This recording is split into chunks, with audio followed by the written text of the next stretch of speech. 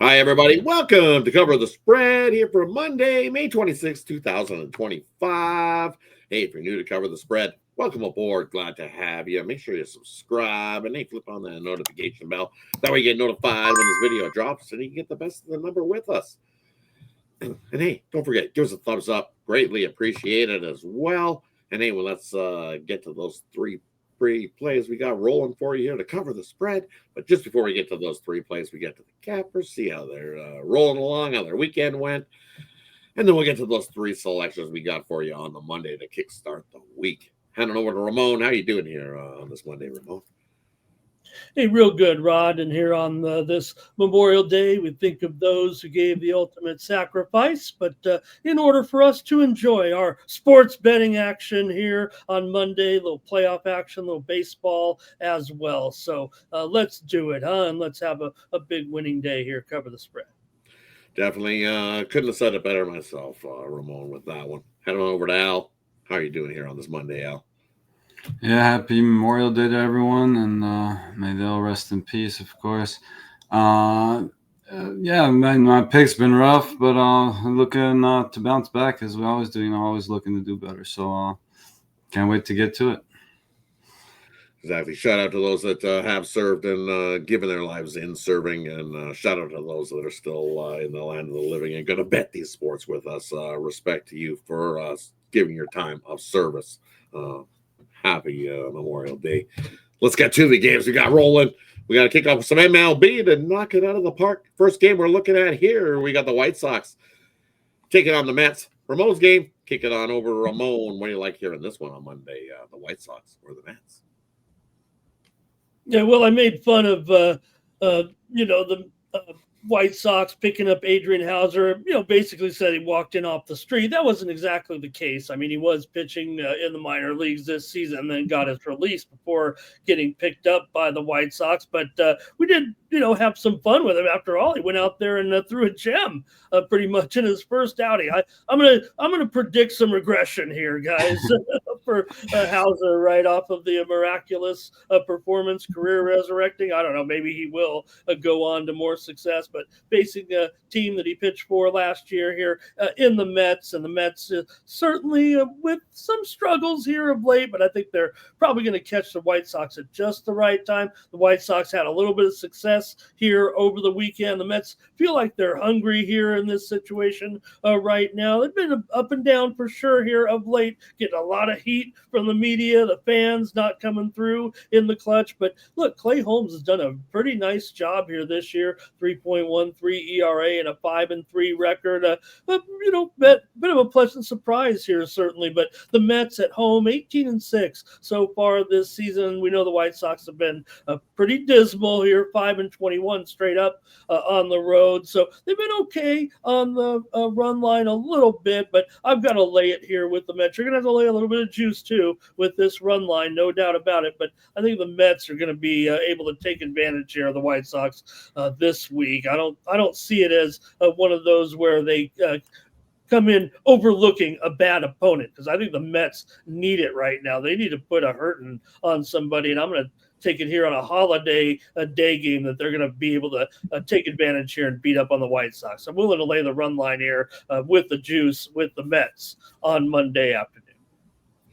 And I don't know where to Al. What do you like hearing this one, White Sox or Mets here on Monday?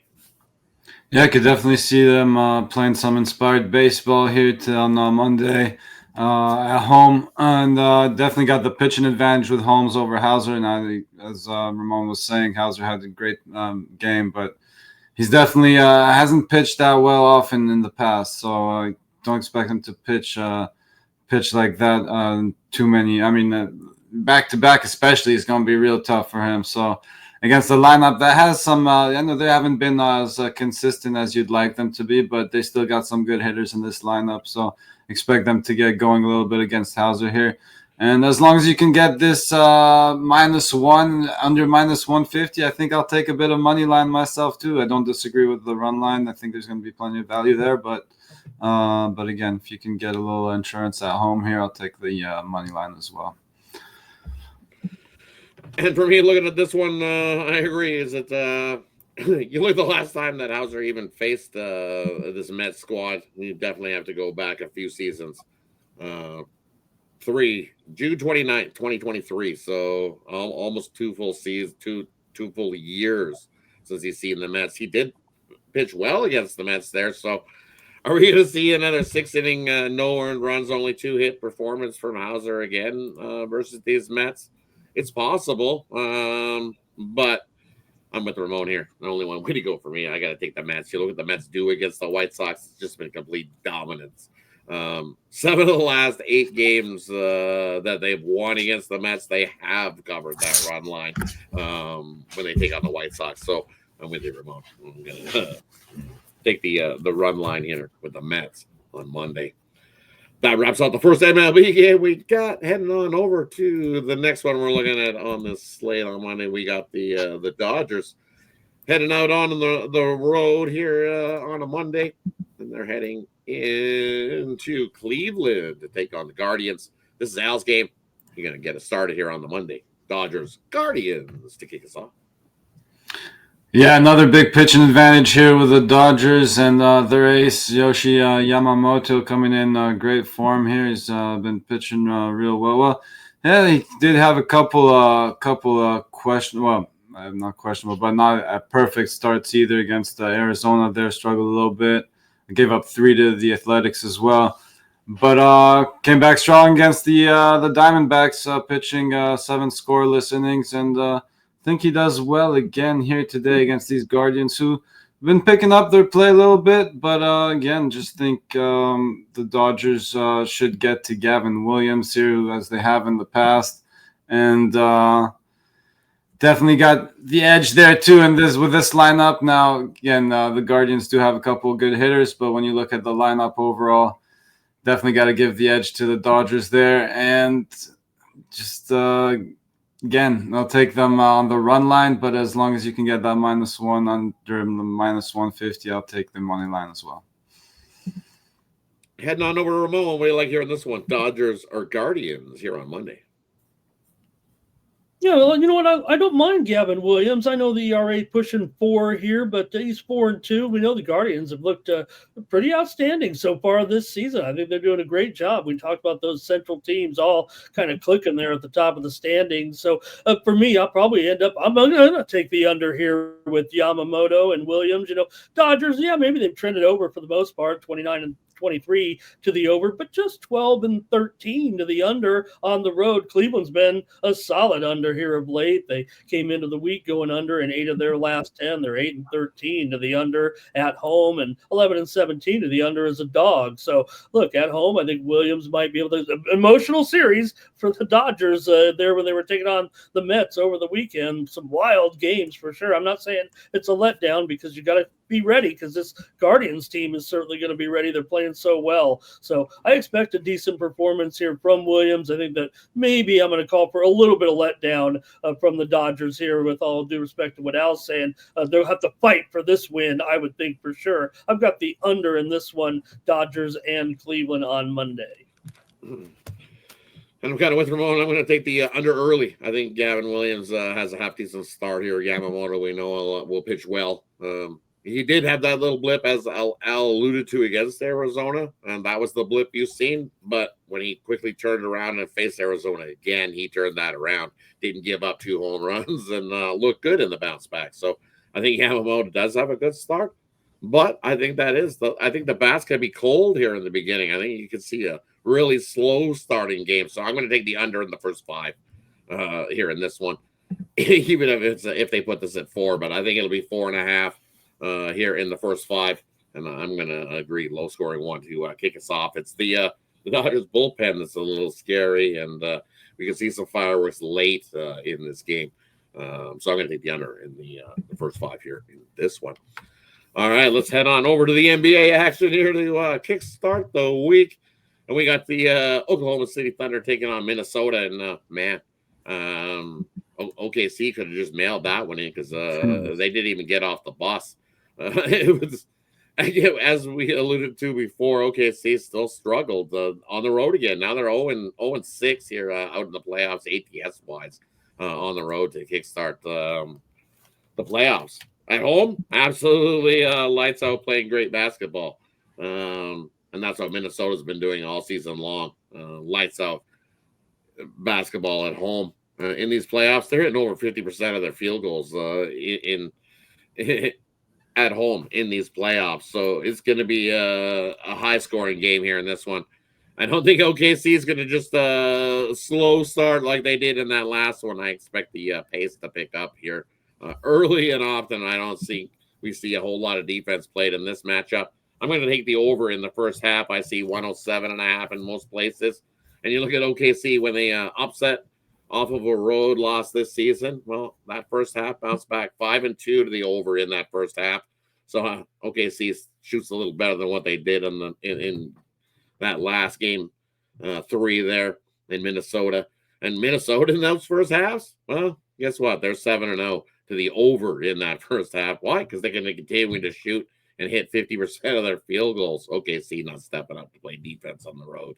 Give me the over first half here in this one. OKC and the Timberwolves on Monday. Head on over to Ramon. What do you like here in this one? OKC or Minnesota on Monday? Yeah, Ron, you wonder why that is, right? Because Oklahoma City shows such good defensive numbers at home.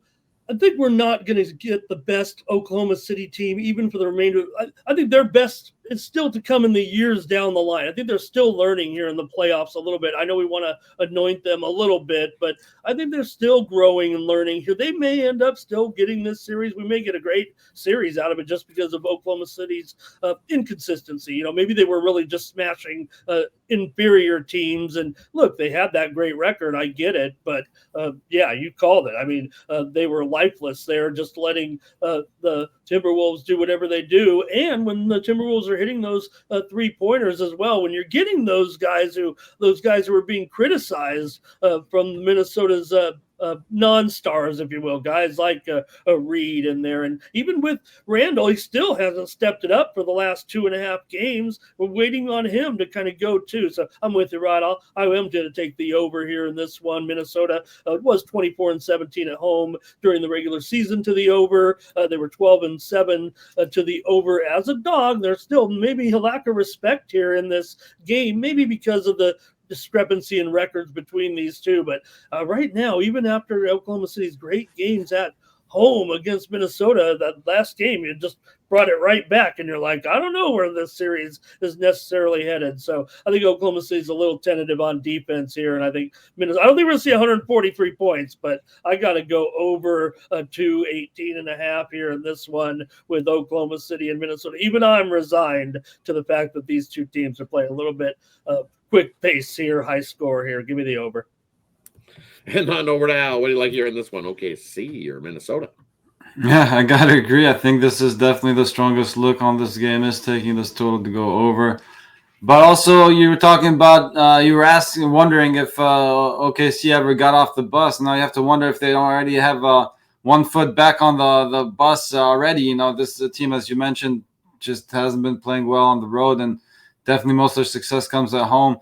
The Wolves have to make the most of that too. So I would lean to the Wolves here at home, but again, I think the stronger play is just to take this game to go over. We saw the Wolves' offense get going at home, and again, I think OKC, as you said, gets off to a better start here, and still a tough team to stop completely. So at 218.5, I'll take it. I'll agree to go over there.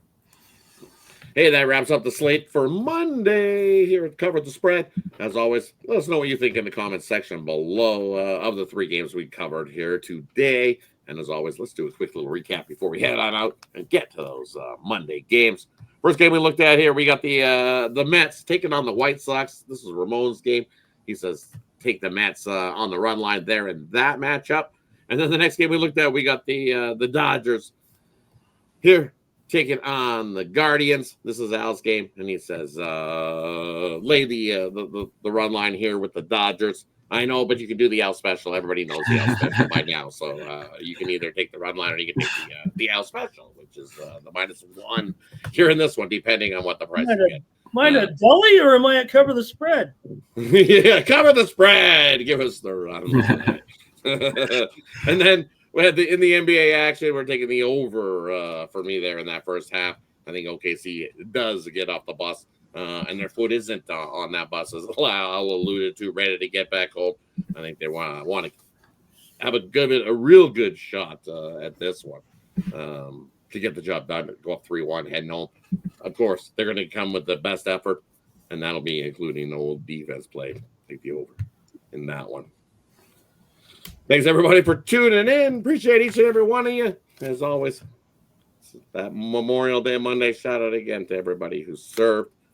And as always, let's have ourselves a nice winning Monday to kickstart the week.